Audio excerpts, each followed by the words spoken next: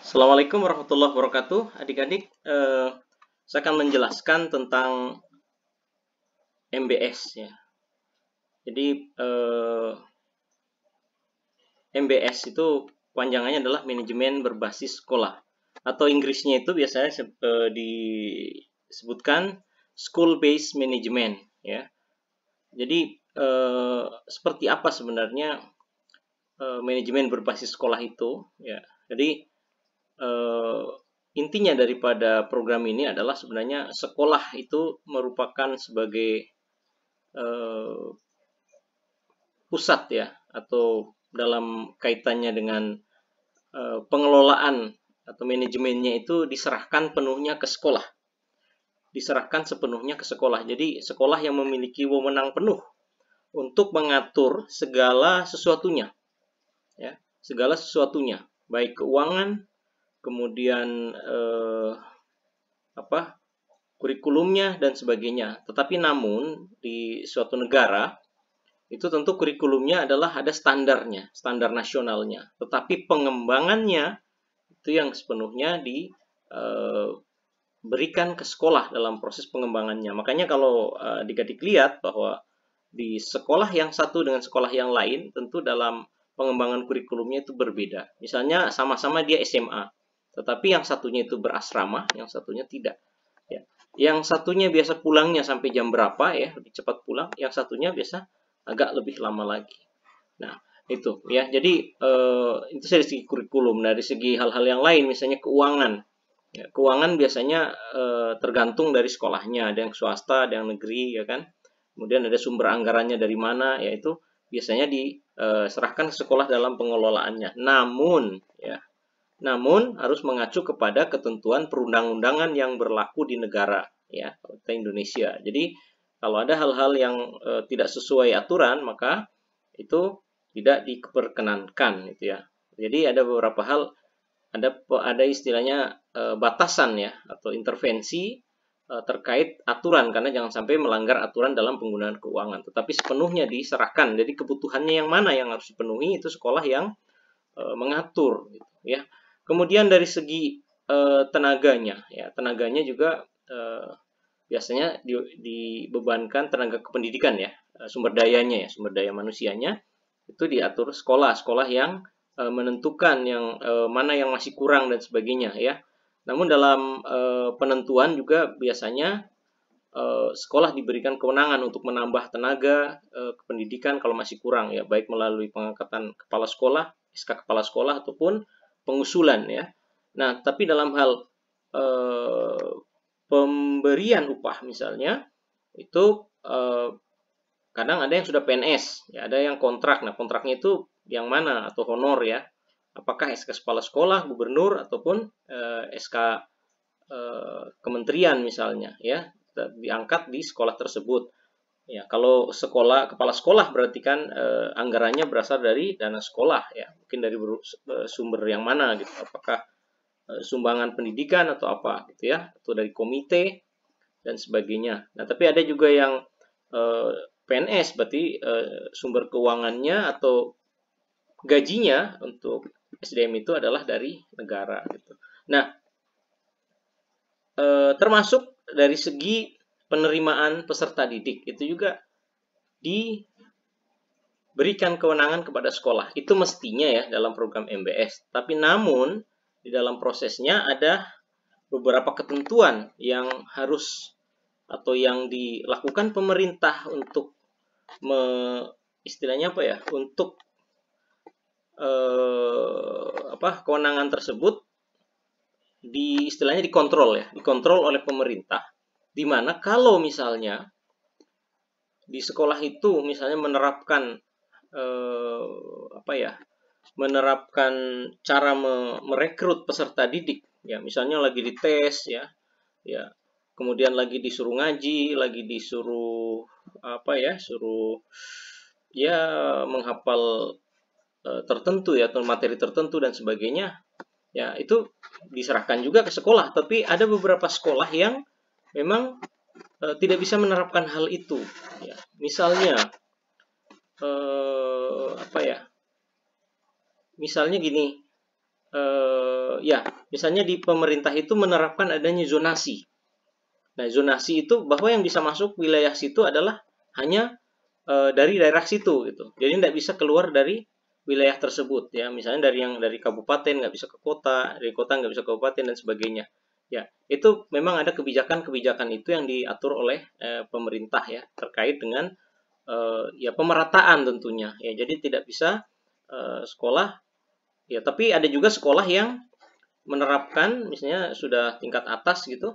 Nah, dia terserah dari mana aja, bahkan dari luar daerah ada diseleksi secara khusus.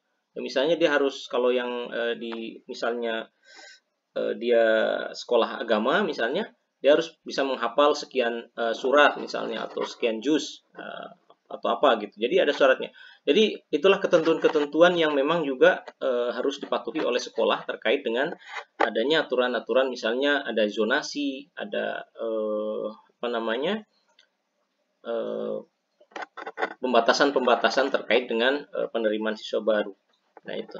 Nah di dalam prosesnya bahwa MBS itu memiliki karakteristik. Gitu. Karakteristik itu sama saja dengan apa ya? Seperti apa sih gitu ya? Mau bilang ciri-cirinya atau apa karakteristiknya seperti apa sih? Atau seperti apa sih sekolah yang sudah menerapkan MBS gitu ya? Seperti apa gitu? Nah, tentu semua sekolah itu sudah menerapkan, itu pasti ya. Namanya manajemen berbasis sekolah itu pasti ada. Tapi sejauh mana?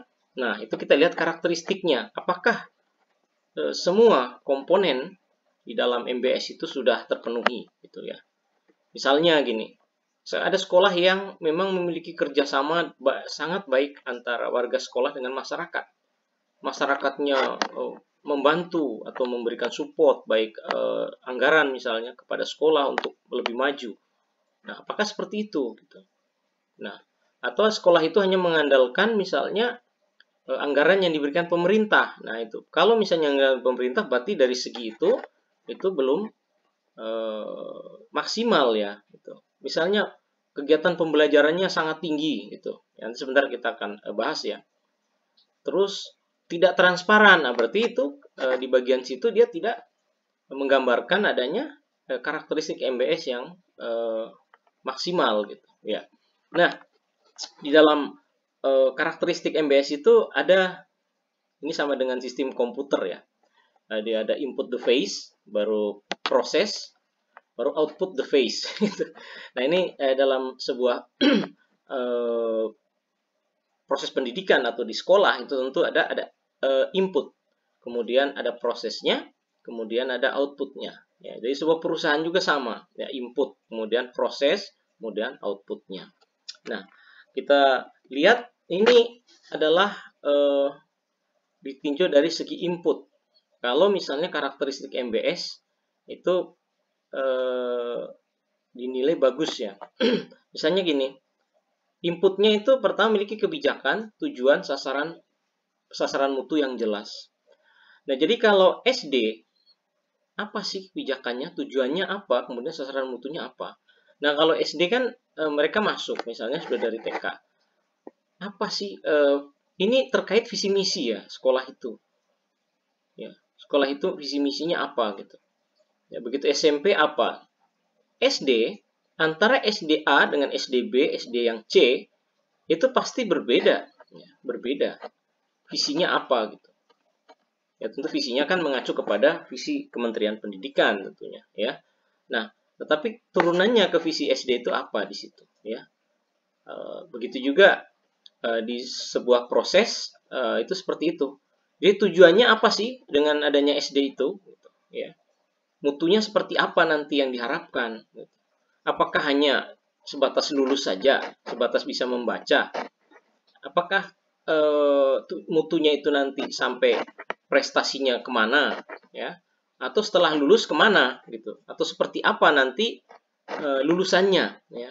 Yaitu tentu terkait dengan visi, misi, tujuan, sasaran gitu ya. Kira-kira itu.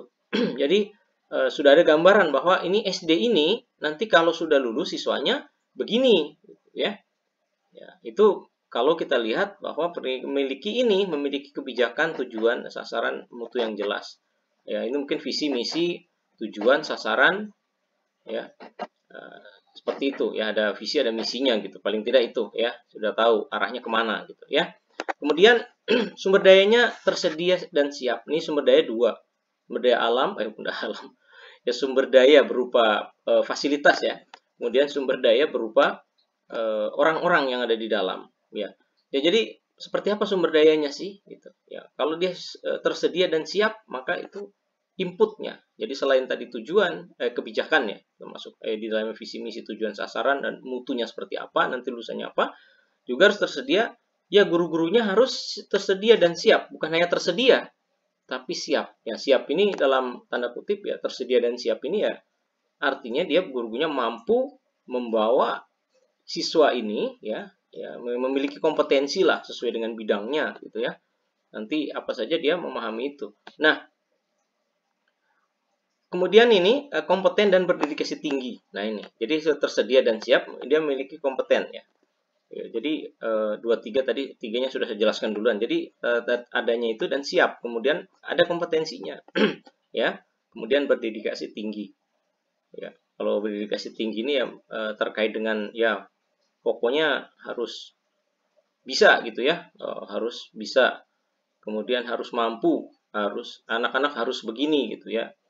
Nah, kemudian memiliki harapan prestasi yang tinggi. Nah, ini. Jadi begitu dia jadi guru, dia mengharapkan siswanya untuk berprestasi, bukan hanya sekedar masuk kelas kemudian evaluasi dan selesai, tapi berprestasi. Prestasinya apa ya? Tentu di berbagai bidang. Misalnya ya tentunya di siswa kan ada kurikuler, ekstrakurikuler, mungkin ada kokurikuler juga gitu ya. Ini ekstra dan kurikuler dan ekstrakurikuler lah. Kemudian fokus pada pelanggan. Nah ini kalau SD ya tentunya siswa SD ya. Karena bidang Anda SD, jadi fokusnya pada siswa. Jadi walaupun gurunya kompeten, berdedikasi tinggi, harapan prestasi yang tinggi, sumber daya tersedia, ada kebijakan, fokusnya ke siapa? Siswa. Jadi siswanya yang harus berprestasi, bukan gurunya saja. Gitu. Ya walaupun gurunya harus ada guru berprestasi, tetapi nah siswa-siswanya yang harus fokusnya ke situ, berprestasi.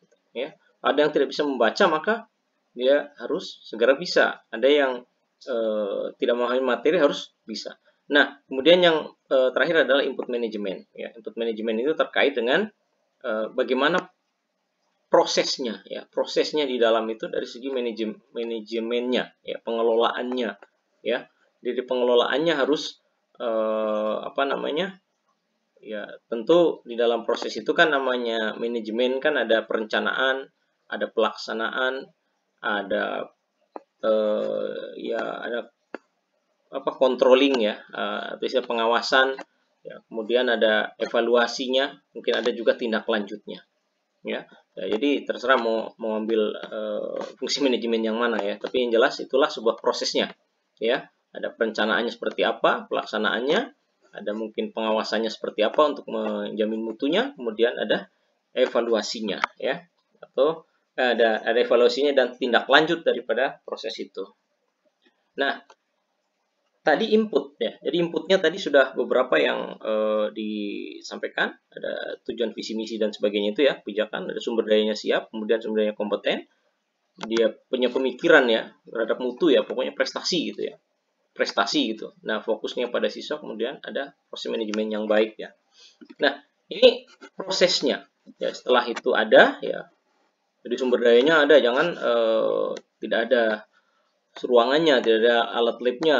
Itu ada labnya, ada ruangannya, gurunya nggak ada ya. Itu makanya itu harus inputnya harus jelas dulu ya. Hingga itu kita katakan bahwa inputnya mumpuni ya, atau seperti apa. Nah, di sini ada namanya proses. Jadi setelah input ada prosesnya. Nah, bagaimana dengan prosesnya? Prosesnya ini bisa dilihat ya, kalau karakteristiknya yang MBS-nya yang baik itu adalah PBM dengan efektivitas tinggi. Jadi nggak ada anak-anak yang keluyuran, ya. Nggak ada anak-anak yang gurunya nggak ada, ya. Pokoknya belajar terus gitu, ya. Efektivitas PBM-nya tinggi. Nggak ada yang keluyuran, ya. Kepemimpinan sekolah yang kuat. Nah, ini yang sangat penting ya. Jadi MBS ini pemimpinnya seperti apa sih untuk menggerakkan gitu ya. Untuk menggerakkan ya, tentu juga bukan hanya pimpinannya saja, tetapi bagaimana bawahannya untuk mendukung program ini. Ya, tetapi itu juga dari kepemimpinannya yang memang harus bergerak duluan, ya, sehingga anak buahnya bisa mengikut. Tinggal bagaimana cara memanage cara memanage bawahannya ya, supaya memang bisa mendengarkan atau mengikuti instruksi yang disampaikan ya, untuk ke arah yang lebih baik di sekolah tersebut. Kemudian lingkungan sekolah yang aman dan tertib. Aman dan tertib. Ya. Artinya tertib ini apa sih gitu? Aman, nggak ada yang kehilangan, ya kan? Tertib, semuanya teratur. Ya, parkir motor, kemudian letak cuci tangan. Nah, aman mungkin di pagar, ya kan? Kemudian ada satpam. Nah, tertib itu kan terkait dengan jadi nggak berantakan lah kalau tertib gitu ya. Mungkin parkir motornya atau apa gitu ya. Tidak karu-karuan, bukan tidak karu-karuan itu ya kalau tertib, aman dan tertib. Kemudian pengelolaan tenaga pendidikan yang efektif. Salah saya ini udah tahu ya, pengelolaan tenaga pendidikan yang efektif itu misalnya sesuai bidangnya, ya kan? Sesuai bidangnya.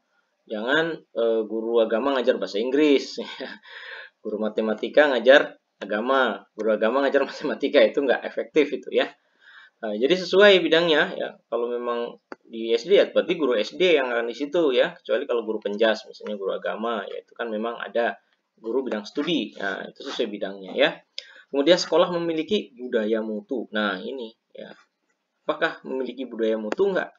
Sedikit-dikit mutu, dikit-dikit mutu gitu ya. Bukan angkel mutu ya. Oke, kemudian sekolah memiliki teamwork yang kompak, cerdas dan dinamis. Apakah ini ada gitu? Apakah tim Carlota atau teamwork gitu ya? Yang kompak gitu, bukan hanya tim kerja aja, kemudian kerja ini kompak, cerdas dan dinamis. Jadi nggak ada saling au gitu ya, saling menjatuhkan, nggak ada saling iri hati, nggak ada. Jadi memang kompak dan cerdas dan dinamis ya. Cerdasnya ya terkait dengan pemikiran mereka ya, kira-kira itu. Kemudian sekolah memiliki kewenangan. Nah, ini apakah ada kewenangan dalam mengelola itu ya? Kalau terlalu banyak intervensi kan susah gitu ya. Apakah memiliki kewenangan? Nah, walaupun ini mungkin ada beberapa hal kewenangan ya, misalnya terkait dengan pendapatan anggaran, itu ada yang tidak diperbolehkan ya, harus melapor ke negara dulu. Nah, ada ya aturannya, nanti saya tidak terlalu paham itu, tapi yang jelas itu walaupun kemandirian, tapi bukan berarti melanggar aturan, karena aturan keuangan itu ada tersendiri ya, terkait dengan misalnya ada dana hibah, dana pendapatan dari sekolah, itu seperti apa pengelolaannya ya, itu ada ketentuannya. Kemudian partisipasi yang tinggi dari warga. Nah, ini partisipasi dari sekolah dan masyarakat, ini apakah seperti itu? Ada partisipasi nggak gitu? Warga sekolah ya pastilah gitu ya, guru-guru, siswa, kemudian staf ya, masuk kepala sekolah. Apakah masyarakat? Nah, masyarakat ini yang masyarakat itu bisa melalui melalui komite ya biasanya ya, orang tua siswa itu masuk masyarakat gitu. Nah, apakah itu partisipasinya tinggi? Maka kalau tinggi berarti dalam prosesnya sudah bagus. Kemudian sekolah memiliki keterbukaan, transparansi manajemen. Apakah seperti itu? Ya. Kemudian sekolah memiliki kemauan untuk berubah. Nah, apakah seperti itu juga gitu? Ini sebenarnya bukan sekolah yang mau ya, tetapi orang-orang yang ada di sekolah itulah apakah mau berubah, misalnya dari psikologi ya, orangnya yang misalnya berantakan misalnya ya, dari segi perilaku itu jadi menjadi bagus, misalnya siswanya jadi bagus.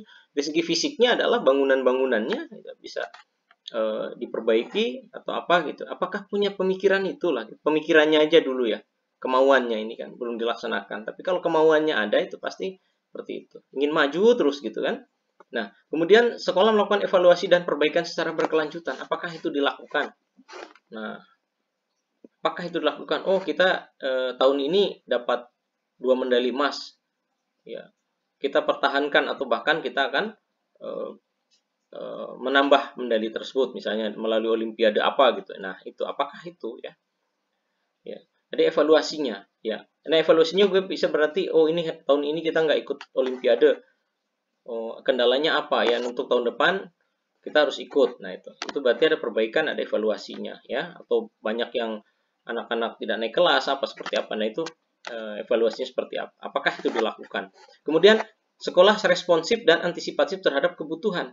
Apa sih yang diperlukan? Langsung apa? Ini anggarannya, ini barangnya, tinggal laporannya. Apakah seperti itu ya? Kalau seperti itu berarti sudah prosesnya sudah bagus di dalam karakteristik MBS itu.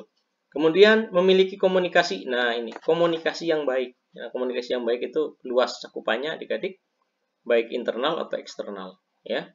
Nah, komunikasi ini kan bisa menyatukan persepsi dan sebagainya. Jadi apakah ada saling ini ya, saling ini sebenarnya berkaitan juga dengan nomor 6 ya, teamwork yang kompak ya.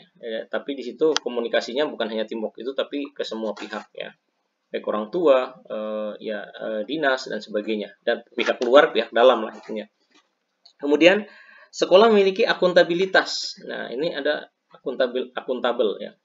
Ini terkait pelaporan misalnya pelaporan keuangan sesuai dengan peruntukannya, itulah itu ya kira-kira peruntukannya apa ya, dilaporkan. Ini bukan ganti-ganti nama ya, tapi ini peruntukannya apa, kemudian dilaporkan, kemudian buktinya ada, itu akuntabel kira-kira gitu ya. Jelas penggunaannya dan ada laporannya, ada buktinya dan sebagainya ya, kira-kira bisa dipertanggungjawabkan gitulah ya. Oke, kemudian manajemen lingkungan hidup sekolah yang baik. Nah, ini terkait dengan ya misalnya pembuangan sampah, misalnya kebersihan, kemudian penataan halaman, taman, kemudian juga pohonan. Ini kayaknya lingkungan hidupnya itu ya. Jadi gotnya seperti apa gitu, jangan sampai gotnya nggak mengalir, banyak nyamuk dan sebagainya, atau depan halamannya becek dan sebagainya ya. Kemudian sekolah memiliki kemampuan menjaga sustainabilitas. Nah, apakah sekolah itu nantinya tidak akan ditutup? Nah, itu kalau misalnya siswanya kurang, itu kan bisa nanti ditutup. Nah, itu makanya harus menjaga sustainabilitas ya, keberlanjutan dari sekolah itu ya harus terus berlanjut. Gimana caranya? Makanya ada sekolah-sekolah yang tutup. Kenapa? Karena di situ menurut informasi bahwa banyak yang sudah tidak mempercayai sekolah tersebut ya. Nah, kenapa tidak percaya? Mungkin masyarakat yang tahu. Kenapa kok ada sekolah dekat rumah kok ke sana ya? Karena enggak bagus di sana. Kenapa? Ya karena mungkin apa-apa dan seterusnya. Nah, itu berarti nanti makanya supaya bagus gimana ya? Harus menjaga, harus memperbaiki prosesnya ya. Prosesnya, kemudian ya macam-macam lah. Mungkin untuk menunjukkan ini ya harus ada prestasi gitu ya. Nah, makanya apakah seperti itu gitu? Ini tergantung kepercayaan masyarakat sih sebenarnya, sehingga bisa sustainable. Nah, yang terakhir adalah output. Nah, itu prosesnya. Kalau prosesnya di inputnya bagus, prosesnya bagus, tentu outputnya adalah bagus. Apakah outputnya mengacu pada visi yang tadi, kebijakannya ya, visi, misi, sasaran, tujuan itu. Apakah itu mengacu itu? Jadi kalau outputnya mengacu itu berarti sudah sesuai visi. Ya kalau prosesnya itu nanti terlihat di output ya, mengacu pada visi sekolah. Kemudian nah ini, kalau pada saat outputnya bisa juga terlihat dari segi prestasi. Prestasi itu terukur bisa saja, oh dari sekolah yang itu untuk masuk ke sekolah yang sana itu nggak mudah, tidak semua lulus. Nah itu berarti di situ oh sekolah A itu rata-rata siswanya masuk di sana diterima semua karena memang hebat-hebat, ikut tesnya langsung bisa lulus. Nah, itu berarti dari segi prestasi akademik itu berlaku, itu terjadi ya. Hebat-hebat. Ada lagi, oh ini ada lomba. Sekolah mana? Oh, sekolah A. Oh, memang hebat. Nah, itu non akademik adik-adik. Lombanya apa? Olahraga mungkin olahraga, kesenian mungkin. Nah, itu non akademik. Ya, jadi prestasi itu akan muncul ya outputnya. Nah, output ini kan bisa saja setelah dia lulus, bisa saja pada saat proses itu sudah jadi output, itu bisa ya. Karena kalau mereka mengikuti lomba-lomba tertentu dan dia memenangkan lomba tersebut ya. Nah, kemudian itu prestasi ya. Jadi prestasi itu tadi bisa saja dia lulus, bisa saja masih dia belum lulus ya, akademik, non akademik. Nah, kalau yang tadi saya jelaskan itu ada kualitas lulusannya. Itu diterima di sekolah mana gitu. Atau lulusannya sudah punya keterampilan tertentu. Kalau misalnya dia sekolah di sekolah A, Ya kalau SD keterampilan tentunya apa misalnya kan? Nah, ada tahu bahasa Inggris, tahu mengaji, hafal Al-Qur'an misalnya ya. Apalagi bisa MC, ya macam-macam lah kualitasnya. Jadi prestasi akademik bisa diukur pada atau non akademik diukur pada saat dia masih proses itu, ya itu sudah bisa menjadi output. Kemudian juga pada saat selesai juga sudah bisa menjadi output akademik non akademik dan juga terkait dengan kualitas lulusannya, ya. Nah, ini penerimaan lulusan oleh masyarakat. Nah, penerimaan lulusan oleh masyarakat ini sebenarnya begini.